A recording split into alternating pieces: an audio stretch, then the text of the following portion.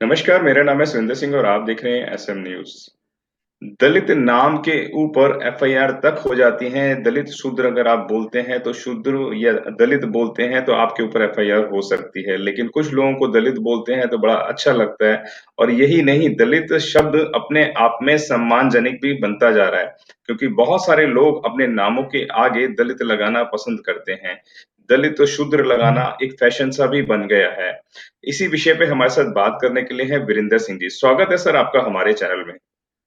जी, बहुत-बहुत आपका धन्यवाद एसएम न्यूज़ सुरेंद्र जी और सभी दर्शकों को मेरा जय भीम, नमो बुद्धाय, आदाब, सत श्री अकाल।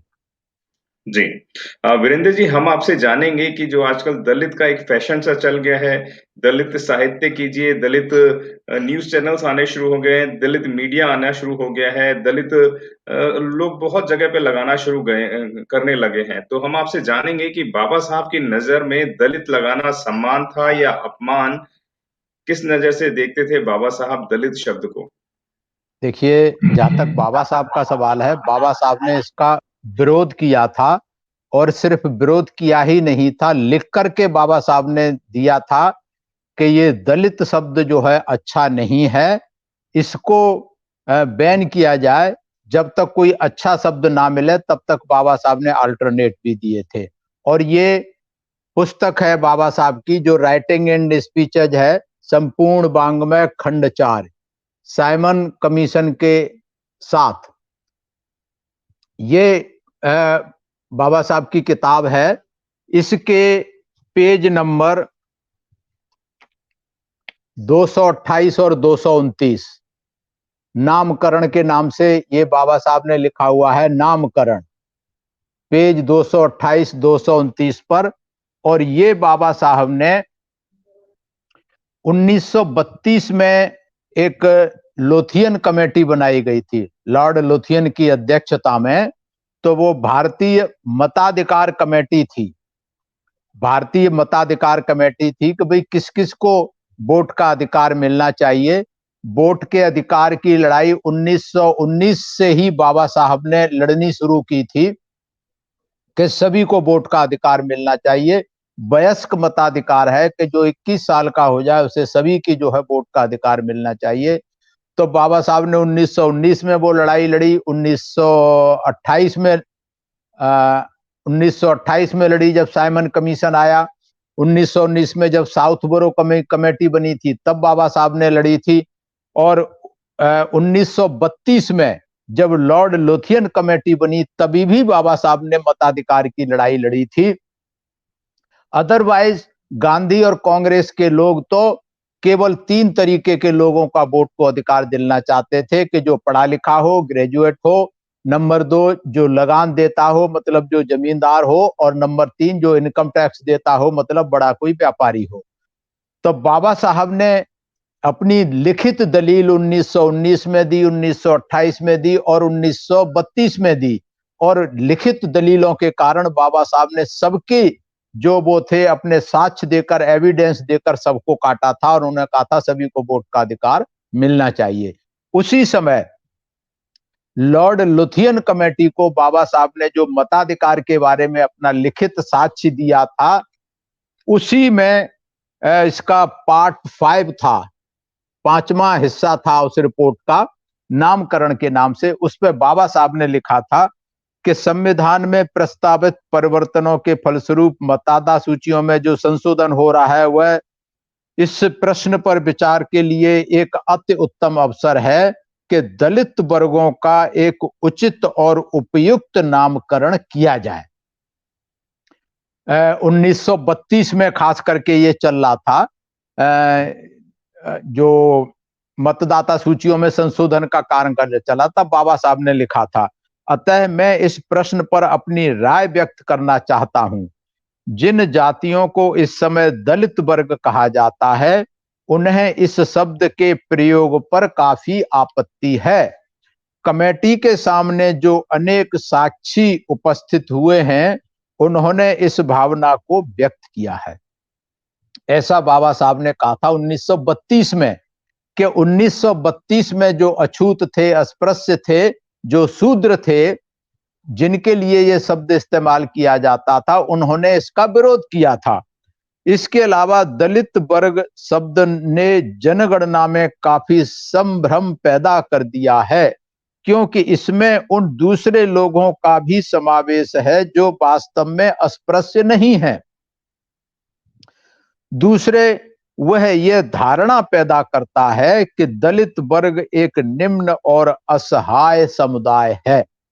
ये बाबा साहब ने लिखा था है कि दलित शब्द से ऐसा प्रतीत होता है कि ये बहुत ही बिल्कुल कमजोर और नीचे जाति का और एक असहाय, एक सेल्फलेस, एक वो है कि इनके अंदर कोई भी जो है डिपेंडेंट है और हेल्पलेस है, इस तरीके का भ्रम उपस्थित करता है। जबकि वास्तविकता यह है कि हर प्रांत में उनमें से अनेक सुसंपन्न और सुशिक्षित लोग हैं और समूचे समुदाय में अपनी आवश्यकताओं के प्रति चेतना जागृत हो रही है। उसके मानस में भारतीय समाज में सम्मानजनक दर्जा प्राप्त करने की प्रबल लालसा पैदा हो गई है और वह उसे प्राप्त करने के लिए जी तोड़ प्रयास कर रहा है। इन सब कारणों के आधार पर दलित वर्ग शब्द अनुपयुक्त और अनुचित है, असम, ये बाबा साहब ने कहा। तो अब आप इस पे कल्पना कीजिए कि बाबा साहब ने इतना कुछ इस शब्द के लिए कहा था और बाबा साहब ने कभी दलित शब्द इस्तेमाल नहीं किया था अपने कहीं भी लेखन में, कहीं भी दलित शब्द नहीं है। लेकिन बाद में जो ट्रांसलेशन किए गए हैं, ट्रांसलेशन कर्ताओं ने जबरदस्ती ये शब्द घुसा दिया है। उसके बाद बाबा साहब आगे लिखते हैं, असम के जनगणना अधीक्षक श्री मुल्लान ने अस्पृश्यों के लिए बाह्य जातियां नामक शब्द का प्रयोग किया है। बाह्य जातियां मतलब आउटकास्ट। इस बोध नाम के अनेक लाभ हैं। यह उन अस्पृश्यों की स्थिति की सही व्याख्या करता है जो हिंदू धर्म के भीतर तो हैं लेकिन हिंदू समाज से बाहर हैं, और वह उसका विभेद उन हिंदुओं से करता है जो आर्थिक और शैक्षिक दृष्टि से तो दलित हैं लेकिन हिंदू धर्म और हिंदू समाज दोनों की परिधि के भीतर हैं। ये बहुत बड़ा अंतर बाबा साहब ने बताया कि क्या होना चाहिए।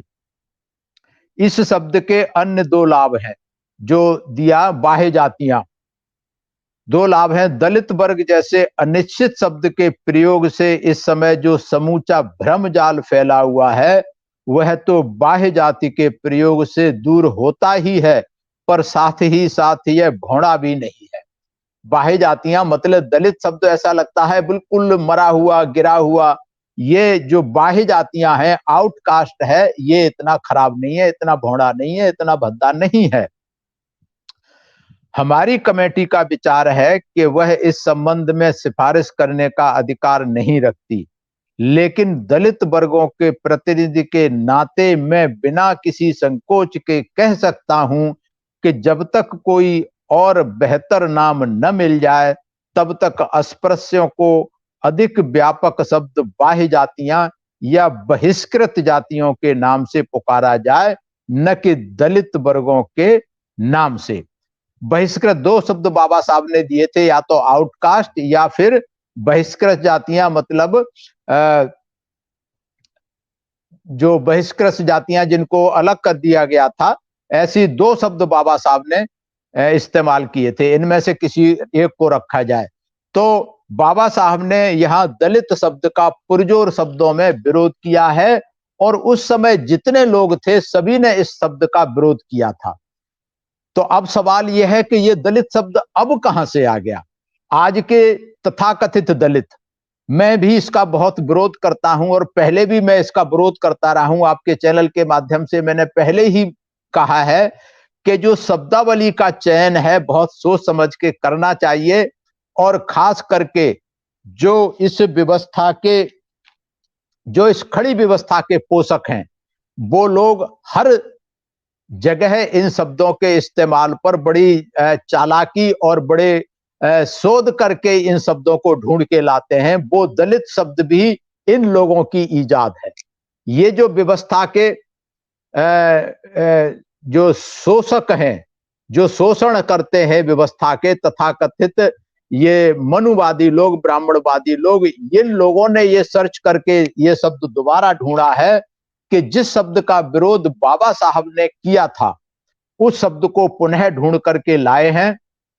और हमारे तथाकथित बुद्धिजीवी, बहुजन समाज के सो कॉल्ड इंटेलेक्चुअल्स आज बड़ा गर्व महसूस कर रहे हैं अपने आप को, चाहे तो दलित मीडिया कह लो, चाहे तो दलित साहित्य कह लो, चाहे तो दलित लेखक अपने आप को कहलवाने में बड़ा गर्व महसूस करते हैं, दलित चिंतक कहलवाने में गर्व महसूस करते हैं, दलित दस्तक कहलवाने में मजबूत करते हैं, दलित मैगजीन लिखने में बड़ा अपने आप को गर्व महसूस करते हैं, दलित व्यापारी बनने में बड़ा महसूस करते हैं, दलित जो है एम्पावरमेंट कहने में बड़ा महसूस करते हैं, दलित जो डिक्की भी बना रखा है दलित के नाम पे जैसे फिक्की है।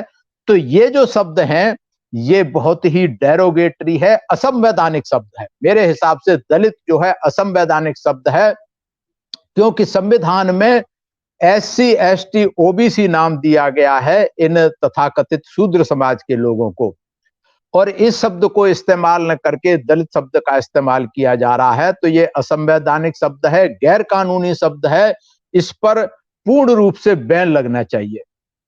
लेकिन यहां यह भी चिंतन करने की जरूरत है कि यह शब्द चलन में आया क्यों और कब से आया।